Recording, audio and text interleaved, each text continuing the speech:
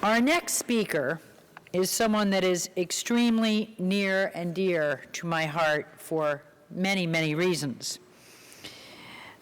He is someone who I have looked for in my life as a guiding light, not only for the opportunity to be a better investor, and especially in the area of technology, but more importantly, with thinking ahead, innovation, cutting-edge strategies that he's used, and really calling out the newest things that are occurring in technology, but more importantly, in our global economy. And he is followed by some of the greatest minds in the world. I want you all to know that he'll be signing his newest book, which I'm reading, and it's brilliant, The Scandal of Money. George Gilder, Peter Thiel said it was a genius book, and I have just, every time I'm reading it, I'm saying to myself, George, you're off the charts in terms of brilliant. And I can't thank you enough for putting it in logical terms sometimes when we main folk can't quite get there. So thank you. George Gilder is the founder and president of Gilder Publishing, a technology research and consulting company specializing in telecom and semiconductors, a consultant to America's leading technologists in business, academia, for nearly 3 decades. He offers expertise in fiber optics, wireless networking, semiconductor, 4 decades now, 4, wow. Just to name a few, I could go on and on. Since 1997, Mr. Gilder has produced the annual Gilder Forbes Telecosm, which we will host in San Francisco on August 23rd and 25th, with just an amazing lineup of people that follow him that are in the industry. He also raises venture capital and runs a technology investment fund. In 1986, one of my favorite years and favorite presidents, President Reagan, gave him the White House Award for Entrepreneurial Excellence. And in 1996, he was made a fellow of the International Engineering Consortium. Mr. Gilder's in-depth research into wealth creation and high-tech entrepreneurs has resulted in many articles and books, and including his very bestseller, Wealth and Poverty. But I predict this will be the next one. So help me give a warm welcome to George Gilder.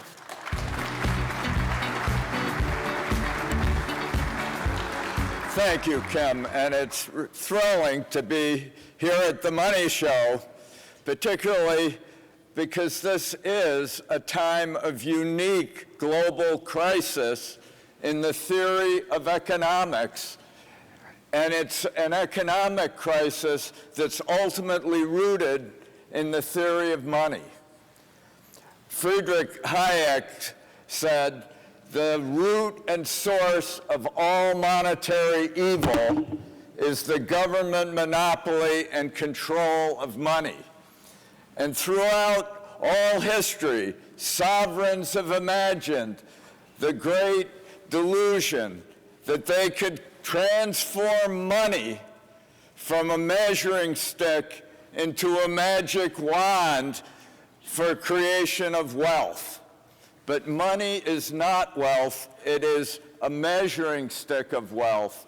And if it is manipulated, it fools and stultifies all entrepreneurs and participants in the global economy. So this is a moment when all the leading economic models, virtually all of them, have crashed. And we can understand this, particularly the model of turning money into wealth through sovereign power, by realizing that since 2008, we've had 916 interest rate reductions around the world to 0 in many places. We've had $10 trillion of expansion of balance sheets, central bank balance sheets, and we've had $9 trillion of government debt, which at 0 interest rates or below. So what has been the result of all this heroic expansion of government power over money? This year, the Congressional Budget Office had to correct its previous projection of GDP by $1.6 trillion, U.S. GDP by $1.6 trillion. This is just over 2 years, its economic models went awry by that amount. Meanwhile, the IMF, over a similar span, had to correct its estimates of global GDP by $18 trillion. This is a scandal. This isn't a minor misstep. Oops, $18 trillion went away. This is a scandal of money. And what we have done is we've created a closed-loop economy between the government, between the Obama administration, essentially, and the Federal Reserve, where money creation, 62% of all money creation just goes back to the federal government to finance its expenditures, for which there are no shovel-ready projects, as you may remember.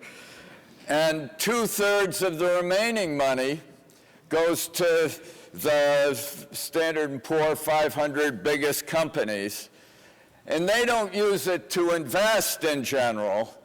In general, what they've done is use their funds to buy back their shares at a rate of some $25 billion a month. And this is a further scandal of money. Meanwhile, this is the first recovery, as they say, in our economic records, where small businesses have actually shrunk. Small businesses have been shedding employment throughout this recovery. And accompanied with this phenomenon has been a kind of demoralization of capitalism, where you find young people saying in record numbers that they no longer can envisage themselves as entrepreneurs or starting a business or participating in the capitalist system. And record numbers, of course, have turned towards socialism. There's actually a majority of students at our universities who actually have a favorable view of socialism. So we've gathered at this Money Show at a time of a crisis of money. And so this is really a historic moment, this show. This show is focusing on the heart of the matter. And I think that the key to it is understanding that money can't be part of what it measures. Money can't be a magic wand. It has to be a measuring stick. And a measuring stick always has to have its roots outside the system that it measures. And what we've created is a self-referential money that is governed by central banks, and which is a force for centralization across the entire world economy, and a stultification of entrepreneurship, which is less and less capable of imparting an impulse of growth. So what would a new economics that can respond to this crisis look like? For the last 20, 30 years, I've been involved with technology, with telecom, with the internet, with computer science. And I've come to recognize that the very science of information theory that underlies every transistor and every computer and every software program in every network, in every telecom system, also can underlie an economics that can actually explain these huge gaps in the models, the huge disappointments that current economists face that has driven them to a new theory of secular stagnation, blaming entrepreneurs and technologists for the failure of leftist economics, and a kind of alibi economics. My theory, information theory, begins with the proposition that capitalism is not chiefly an incentive system. It's chiefly an information system. And it's not driven by greed, it's driven by knowledge. And knowledge is wealth. And it's easy to recognize this when you think that the Neanderthal in his cave had all the material resources we have today. The difference between our age and the Stone Age is entirely the increase in knowledge. And a young economist at MIT recently did another beautiful analogy, I think, when he said that when an expensive car crashes against a wall, all its value is lost, even though every molecule and atom remains. Value is information. The car is knowledge. And I believe that all wealth is knowledge, and that's a crucial insight. The second insight derives from the recognition that wealth is essentially knowledge, and that is that growth, economic growth, is learning. We know this really by the phenomenon, the most thoroughly documented phenomenon in business consulting, which is the learning curve, sometimes called the experience curve. We heard a lot about it when Romney ran for president from Bain and Company, which pioneered a lot of these insights. But the fact that learning curves are manifest all across the economy suggests that growth is learning. That's what it is. And the crucial factor in learning is the possibility of being refuted, the possibility of being proven wrong.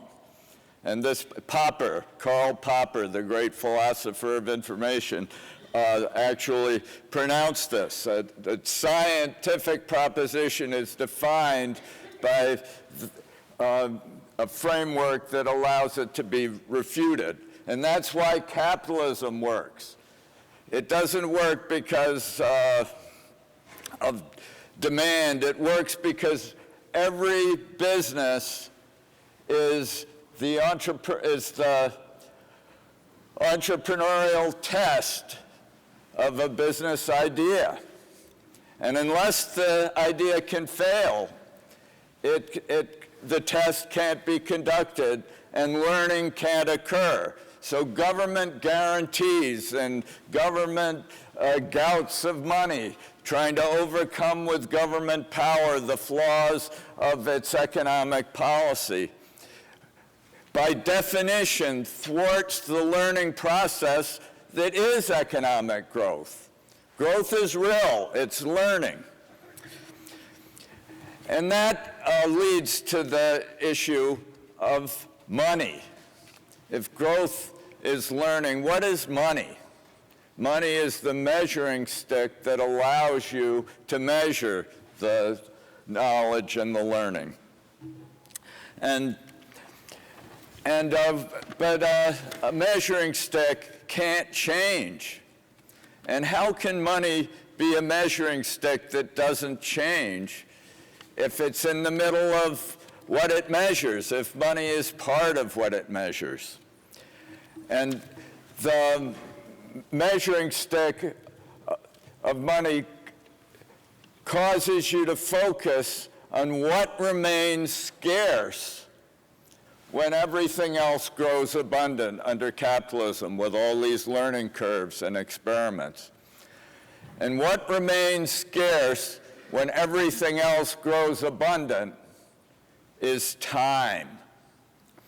And money is ultimately time. It's ultimately how time is transmitted into economic decisions.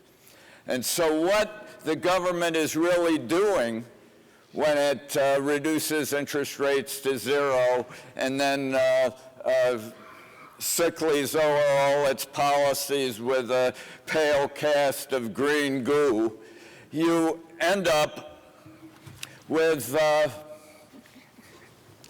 interest rates in a war against time. Jim Grant actually described it in a provocative way when he talks of how zero interest rates really are like throwing away the clock in basketball. You know, when before you had a shot clock in basketball, games went on, you know, a typical outcome would be 19-18 or something, you know, low scores. Nobody has any pressure to shoot. And in an economy with zero interest rates, they essentially say there's no penalty of time. And so all projects get extended unnecessarily. There's no pressure of opportunity to force allocation decisions and to force entrepreneurial commitments. And everything drifts along like a basketball game with no shot clock. And that is really the way our economy is, the way the global economy is, with its 916 reductions in interest rates. The solution is often said to be to return to gold. But I don't think we ever got away from gold. This whole idea that gold is some barbaric relic, as Keynes said at one time, amid many signs of recognition that he understood the foundation of gold. But gold is crucial because it is the fundamental monetary element. And it's the fundamental monetary element by happenstance, because all through history, as mining equipment has improved, the difficulty of finding and producing gold has increased as the gold became more attenuated and deeper lodes. So throughout most of the history of gold mining, the time it takes to extract another ounce has scarcely changed. And now we have a chance to have a gold standard based on the passage of time translated onto the internet. And Satoshi Nakamoto, who seems to be Craig Wright, a cryptographer in Australia who recently emerged to announce his identity. But Bitcoin is gold for the internet. Satoshi or Craig or whoever it is was mimicking gold in its foundation and the passage of time. The scarcity of Bitcoin and gold are both rooted in the passage of time. And what differentiates time from everything else is that it's unaffected by government policy. You can't turn back time, manipulate time, hoard time, redistribute time. It is the fundamental element of measurement on which all monetary success depends. So I think we're at a moment when we can restore the foundations of our information economy on a basis of knowledge, learning, and time. And this will unleash the kind of creativity and growth that we've seen in the past. Whenever this kind of change has been enacted, whether after the Second World War or in 1921, where Jim Grant did the wonderful book about the return to sound money in the 1920s, and Volcker